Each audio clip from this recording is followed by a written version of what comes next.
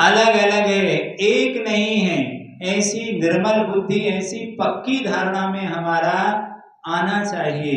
चाहे कुछ भी हो जाए, यह पक्की धारणा रहे कि शरीर आत्मा अलग अलग है। ऐसे मजबूत संस्कार आ जाए कि उन संस्कारों में कभी सपने में भी क्या है वो खंडित ना हो वो संस्कार। जैसे सबको संस्कार आए कि हम तो पुरुष हैं, हम तो स्त्री हैं, हम तो पुरुष हैं। कैसे मजबूत संस्कार है, कभी सपना भी नहीं आता कि ऐसा आ जाए कि पुरुष को कि हम स्त्री हैं, या स्त्री को आ जाए कि हम पुरुष हैं। नहीं, हमेशा यही कहते कि भैया हम तो पुरुष हैं, हम तो स्त्री हैं। ऐसे जैसे संस्कार विवाह के संस्कार पड़ गए, ऐसे स्वभाव के संस्कार पड़ जाएं कि नहीं, जैसे पाषाण में लकीर खिंच दी जाती है, ऐसे कट्टर संस्कार हो जाएं। नहीं, मैं तो क्या हूँ, आत्मा स्वभावी हूँ, ज्ञान स्वभावी, चेतन स्वभावी आत्मा हूँ। मैं पर स्वरूप नहीं हूँ, पर मेरे स्वरूप नहीं हूँ। मेरा पर में एक अंश भी नहीं जाता और पर का एक अंश भी मेरे में नहीं आता। एक साथ एक क्षेत्रावगाह रहते हैं, फिर भी मैं चेतन चेतन में, अचेतन अचेतन में ही रहता है। ऐसा अटल श्रद्धान हो जाए।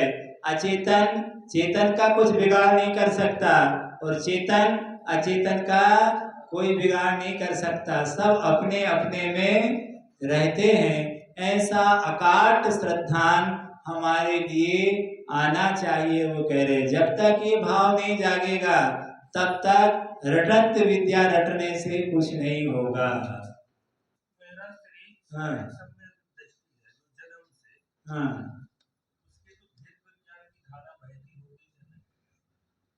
बहती तो होगी पर चारित्र,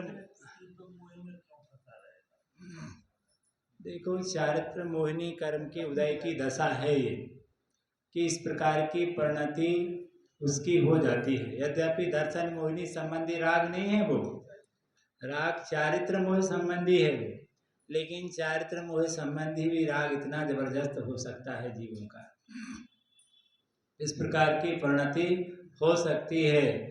जगन्यतम अपराध अनंतानुबंधी में ही हो सो बात नहीं है, अप्रत्याख्यान प्रत्याख्यान में भी हो जाता है। उनमें भी ऐसी परिणति जीवों की हो जाती है कि उसके उसमें इस प्रकार के परिणाम उन जीवों के अंदर आ जाते हैं कि इस प्रकार करना है।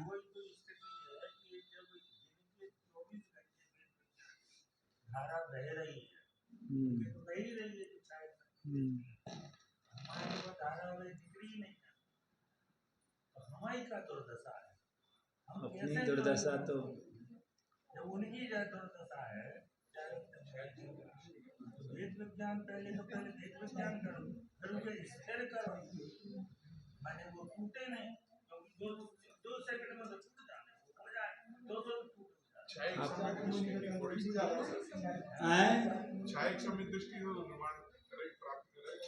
प्राप्त करेगा। पर उनका कहना है कि इस प्रकार की मोह की प्रबलता अवस्था प्रेजेंट की, क्योंकि क्षयक समग्र दृष्टि भी होगा। यदि वो मान लीजिए उसी में लगा रहेगा तो जरूरी के हो सकता उसी भाव से नहीं जाए मोक्ष। हाँ, नहीं जाएगा, उसी भाव से नहीं जाएगा। हो सकता स्वर्ग चला जाए क्षयक समग्र दृष्टि, क्या क्षयक समग्र दृष्टि सब उसी भाव से, जिस भाव में उनको हो क्या उसी भाव से मोक्ष जाएंगे, ऐसा तो नियम नहीं है। कोई स्वर्ग भी चले जाते हैं क्षयक समग्र दृष्टि, वहां से आकर के फिर जा सकते हैं, जाएंगे तो सही।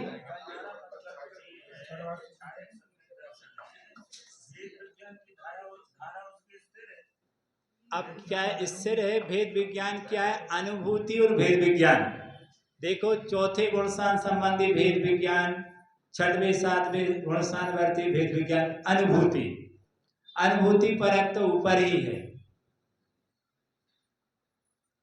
अनुभूति में और श्रद्धान में अंतर है कि नहीं?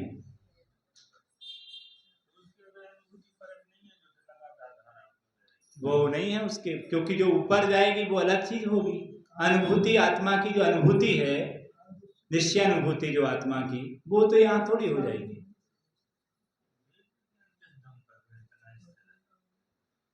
भाई इतना भावनात्मक उसको वो चीज रहेगी, लेकिन अनुभूति आत्मा कैसे रहेगी? उनकी दुर्दशा क्या होगी जान कह रहे हैं हैं? तो वो क्या है कि किस गुण स्थान में अनुभूति होगी? सात्विक गुण स्थान में होगी, शुद्धोपयोग में होगी, गुणराज को होगी उसकी अनुभूति। भावना तो यहाँ भाई जा सकती है, भावना परक तो रहेगी उसके लिए कैसे इस प्रकार से है।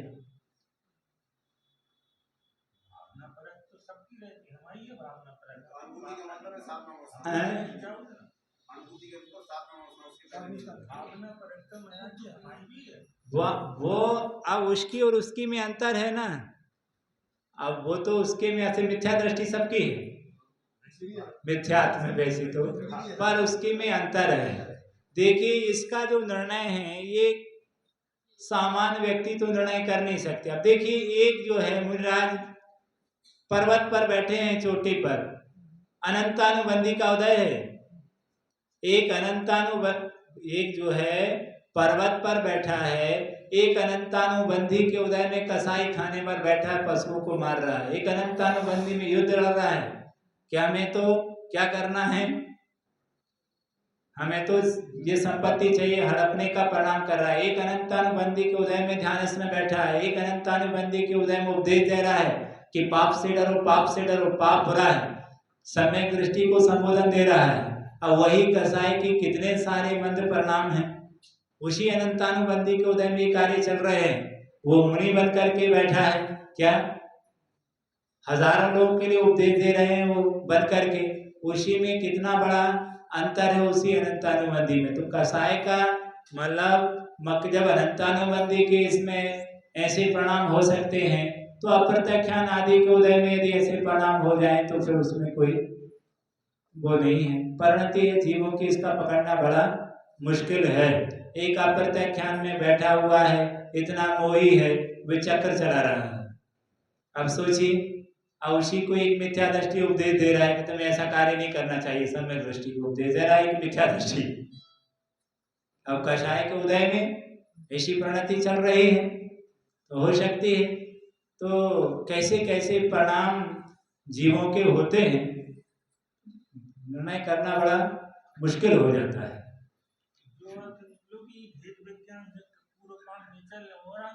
और बढ़ने आगे, यही तो कह रहे आए वो तुमसे।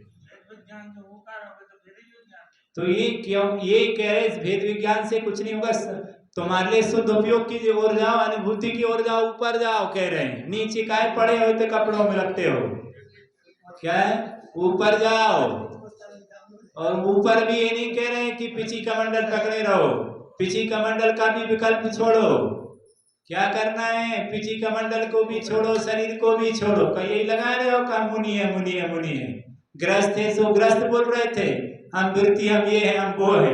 अब मुनि बन गए से जो झगड़ा होता है इसे पाले कर रहे हो, हम तो मुनि, हम तो मुनि, हम तो मुनि है। काय के मुनि हो तो, ना मुनि हो ना श्रावक हो, दोनों से बाहर निकलो, तब आपको निर्वाण की प्राप्ति होगी। और ये चिल्लाते रहो कि हम तो मुनि, हम तो मुनि है, तो कुछ भी नहीं होने आए। लिपटे रहो, ये भी एक मोह है। पर्याय में फिर उलझ गए तुम, एक से निकले और एक में फंस गए तुम, कुआं से निकले खाई में गिर गए। तो जैसे तैसे ढकेल के श्रावक से ऊपर बढ़ाओ, मुनि बनाओ, सो मुनि में चमक गए जाके, हम तो मुनि, हम तो मुनि, हम तो मुनि। तो ये भी क्या है, बाधक बनेगी ये पर्याय भी, इससे भी तुम्हें आगे बढ़ना है। ये कह रहे हैं तुम्हें तो सीधा डुबकी लगाओ, कछु ना दिखे दे में तुम्हें, ना मुनि दिखे और ना कोई श्रावक दिखे, ना गुरु दिखे, ना भक्त दिखे, कोई ना दिखे, सब शून्य हो जाए।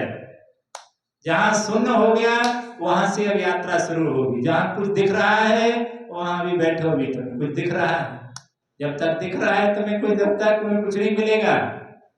जब सब कुछ दिखना बंद हो जाए, सब अद्वैत ब्रह्म हो, सब क्या है, ब्रह्म है, भगवान है, तो फिर वहां से तुम्हारे अब तुम मोक्ष मार्गी, अब तुम्हारे लिए केवल ज्ञान की प्राप्ति होगी, अब तुम्हें निर्माण होगा। कह रहे नीचे में तुम्हें कुछ नहीं होगा।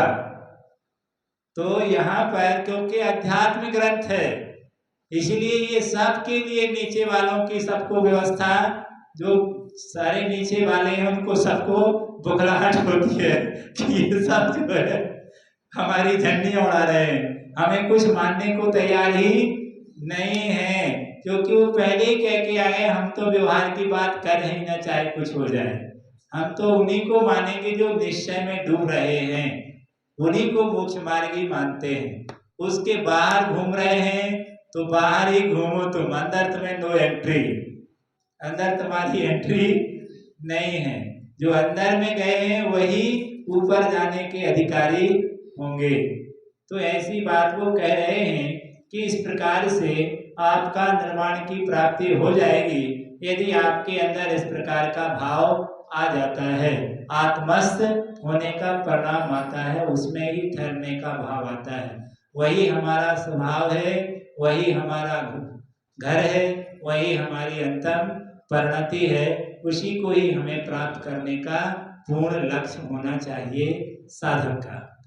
उसके अलावा अलक्ष्य है, कोई लक्ष्य नहीं है, ऐसी बात वो आपसे कर रहे हैं कि उसी में लगे रहो। तो किस किस में लगे रहो का, एक ही काम करते रहो का, तो एक ही काम करना है तुम्हारे लिए कि आत्मा स्वभाव पर भाव भिन्नम, माने आत्मा में बैठे रहो, चलो फिरो, ये सब तुम्हारा स्वभाव नहीं है। हाल लेने निकल गए, बोलने लगे, बताने लगे, उपदेश देने लगे, पढ़ाने लिखाने लगे, ये सब क्या है? ये सब करने वाला मुनि मोक्ष नहीं जाता, समझ रहे हो? ये सब करने वाला मोक्ष नहीं जाता। फिर कौन जाता है मोक्ष? तो मोक्ष पर हाथ रख के बैठ जाओ, वही जाएगा। क्या इसके बाहर हैं तो उनके लिए मोक्ष नहीं है। वो भी जब ही जाएंगे जब क्या होंगे? हाथ पर हाथ रखे बैठे हुए, मोक्ष मार्ग का पता सीधा। ऐसा नहीं है। वो कहते कि भैया तुम तो पर से बिल्कुल हट जाओ, दूर हो जाओ सबसे, तो ही आपके लिए मोक्ष की प्राप्ति होगी, अपर में नहीं होगी। कृत्वापि परमं तपः, परम उत्कृष्ट तप करते हुए भी उसके लिए नहीं होगा। अब क्या करना चाहिए? तो भैया ना हो तो छोड़ दें क्या? अरे छोड़ने की बात नहीं कह रहे हैं वो तो ये कह रहे हैं ना हो तो लगे रहो भैया, जब तक ना प्राप्त हो जाए, तब तक प्राप्त ना हो तब तक अभ्यास जारी रहना चाहिए। कोई ये ना समझ ले कि ऐसी कह दी तो भैया अब तो छोड़ो, मंदिर जाओ, पूजा करो, स्वाध्याय करो, ये सब व्यर्थ की बातें हो गई। पे तो यही कह रहे हैं कि तुम तो हाथ पे हाथ रखे बैठो, सो हाथ पे हाथ रखे बैठ रहे हैं, सो काम हो ही रहो कछु तो इनकी बात नहीं कर रहे हैं। वो तो पहले ही से प्रसंग मुनि तपस्वी कैसे कैसे शब्दों का उपयोग कर रहे हैं। वो तो मूल उद्देश्य तो उनका मुनियों के लिए लेके चल रहे हैं जो शुद्ध उपयोग में जाने की भूमिका में बैठे हैं। ये मुख्य पॉइंट हमें पकड़ना है। यदि आप ये चीज श्रावक को लगाएंगे तो स्वाभाविक हजारों विकल्प पैदा होंगे हमारे लिए। तो अभी पूजा जाएगी, पूजा की तो बात ही नहीं कर रहे वो, पूजा की स्वाध्याय की तो अभी प्रश्न कोई करने लग जाए, पूजन अभिषेक क्यों नहीं बोल रहे आप? पूजन अभिषेक क्या मिथ्या है क्या? तो भैया पूजन अभिषेक वालों की बात है ही नहीं इसमें। प्रवृत्ति को तो वो कुछ कह ही नहीं रहे, वो तो निर्वृत्ति की बात कर रहे हैं। वो तो मुनियों को भी कह रहे हैं निर्वृत्ति में क्यों लगे होगा? आपका धर्म तो क्या है? क्या है? निर्वृत्ति परक है, बस वही है। जैसे आज मतलब क्योंकि वर्तमान क्षेत्र काल ऐसा हो गया, इतनी क्षमता नहीं मुनियों में शुद्ध उपयोग में। पहले के जो मुनिराज थे, पहले क्या होता था, यदि तुम्हें विधान भी करना होता था तो महाराज नहीं आते थे। पुरानी की बात बता रहे, ज्यादा इस झंझट में पढ़ते नहीं थे। इन सब चीजों में कोई भी कार्य है वो आएंगे ही नहीं। उन सब चीजों में आत्मार्थ रहना, उसमें रहना, प्रवृत्ति में जितने बचे उससे वो निर्वृत्ति में रहना चाहते थे। ज्यादा इन सब चीजों में कहना, वो विधि विधान नहीं लिख देते आचार्य, क्या कम थे क्या? कितने सारे विधि विधान लिखते थे वो, आपके लिए विधान लिखते। कोई विधान किसी आचार्य ने, जब वो ग्रंथ लिख सकते थे तो क्या विधान नहीं लिख सकते थे? क्या लिख सकते थे? नहीं लिख सकते थे। भविष्य में बहुत सारे कार्य करवा सकते थे, तब बहुत ज्यादा इन सब चीजों में प्रवृत्ति में जाते नहीं थे। पूजन आदि पंडित जी लोगों ने लिखी पूजा विधान बहुत सारे, पर किसी आचार्य द्वारा कृत कहीं पर कोई पूजा नहीं लिखी है कि आचार्य कौन स्वामी ने भगवान की पूजा लिखी है, या ऐसी लिखी वो ऐसी लिखी। ऐसी कोई पूजन का उपदेश है कि पूजन करना चाहिए, लेकिन पूजन कैसी करनी चाहिए इस विषय पर ज्यादा ऊहापोह नहीं किया गया है। अन्य व्यवहार में भी ज्यादा वो पढ़ते नहीं थे। अब धीरे धीरे सामर्थ्य कम हुआ तो उपयोग में साधु आगे पूजाएं लिखी, बहुत सारी चीजें, तो कोई अपराध नहीं है, लिख सकते हैं, वो कोई बाधा नहीं है। पर पहले बहुत कम इन सब चीजों में प्रवृत्ति, स्वाध्याय, ध्यान, चिंतन, ग्रीष्म कालीन वाचनाएं, बहुत सारे ये सब ऐसी क्रियाएं ज्यादा होती थी। तो इस प्रकार से जैसे जैसे श्रावकों की अपेक्षाएं बढ़ती गई, तब फिर दूसरी चीजों में उनका उपयोग होता गया। तो इस तरह से मूल कार्य तो यही है कि प्रवृत्ति हमारी निर्वृत्ति की ओर बढ़े, तो इससे हम बचें। पहले विधान आदि होते थे बहुत सारी चीजें, तो बहुत कम प्रवृत्ति होती, यानी सीमित में भी बहुत सारे काम करते थे कि भैया कुछ ना हो, बहुत सारे विधानों में लाइट और दुनिया भरे का उपयोग ना हो, पंचानक हो रहा है, रात में कोई कार्यक्रम नहीं होंगे, बहुत सारे ऐसे कार्य थे जो उसमें करते थे। मंदिर में भी रात में ज्यादा ये नहीं करना वो नहीं करना, दिन में सब लोग हुआ है, बहुत ज्यादा रात में वो ना हो। तो यही था उनका एक मकसद कि उसको आत्म ध्यान की ओर उपयोग देना, उसकी ओर भगवान की भक्ति करना, ज्यादा ऊहापोह से दूर रहना। तो इस प्रकार से उसे बचना चाहिए। यदि ऐसा नहीं करता है तो घोर तप करते हुए भी वो आत्म साधना नहीं करने से वह निर्माण को प्राप्त नहीं हो सकता, क्योंकि निर्माण जाने के लिए तो ये सारी चीजें सुपयोग भी उसके लिए क्या है, ये है, छोड़ने योग्य है। किसी अवस्था में उसे उपादेय था, लेकिन अब उसके लिए ऊपर जाने के बाद वह भी है, लेकिन अभी इस दशा में है तो यहाँ तो हमारे लिए वही उपादेय है, क्योंकि उसके अलावा हम कुछ कर सकते नहीं हैं। इससे पुण्य का संचय होता है और परंपरा से मोक्ष का हेतु कहा है कि इससे परंपरा से धर्म ध्यान माना और धर्म ध्यान परंपरा से मोक्ष का हेतु है। तो इसमें कोई बाधा नहीं है, उसे करना चाहिए, पर भाव ये बनाना चाहिए कि यह इसको भी हमें आगे जाके क्या करना है, छोड़ना है, आगे जाकर के शुद्ध उपयोग की भूमिका में पहुंचना है। ये उनका कहने का भाव है। पर आध्यात्मिक ग्रंथों में तो प्रायः कर शुद्ध उपयोग की बात, निश्चय की बात करते हैं, और मुनियों को इसके अधिकारी मुनि होते हैं तो मूल उपदेश उन मुनियों को ही वो देते हैं, इसलिए यहाँ श्रावक की बात वो करते नहीं हैं। अपर दशा में बैठे हैं, वो पहले शुरुआत में कह के आ गए हम तो उत्कृष्ट लोगों की बात करेंगे, उन्हीं को कहेंगे जो अंतरात्मा में ऊपर जाकर के बैठ गए हैं, ऐसे लोगों के विषय में हम चर्चा करेंगे। तो हम क्या करेंगे फिर, हम भावना तो भाएंगे कि भगवान ऐसे पद की हमें भी प्राप्ति हो।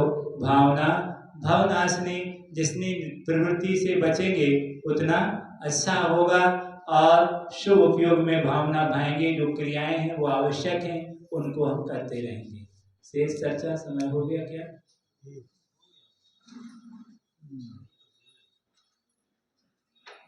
दिक्कत तो